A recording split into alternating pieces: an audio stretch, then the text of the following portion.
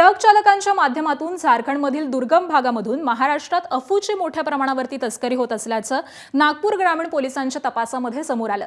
नागपूर पोलिसांनी झारखंडमधील सिमडेगा या जिल्ह्यामधील भंडारटोली या ठिकाणी धाड टाकून 1,65,00,000 रुपयांचा अफू जप्त केलाय। तर झारखंडमधील दुर्गम आणि ग्रामीण भागामध्ये असलेल्या भंडारटोलीत ढाबा चालवणाऱ्या व्यक्तीने त्याच्या घरामध्ये खड्डा खोदून त्यामध्ये तब्बल 33 किलो अफू लपवून ठेवलेलं होतं। या अफूच्या माध्यमातून पुढे आणखी सोफिस्टिकेटेड ड्रग्ज बनवले जात होते का याचाही तपास आता पोलीस करत आहेत।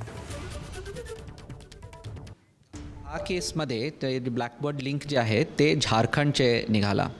त्या आधारावर ग्रामीण पोलीसचे अँटी नार्कोटिक्स टास्क फोर्स ते झारखंडसाठी रवाना झाला आणि 3-4 दिनमध्ये त्यांनी तिथे एक ट्रॅप लावला, ज्यामध्ये परवा दिवशी एक रेड झालेला आहे, ज्यामध्ये 33 kg ओपियम बरामद झालेले आहेत।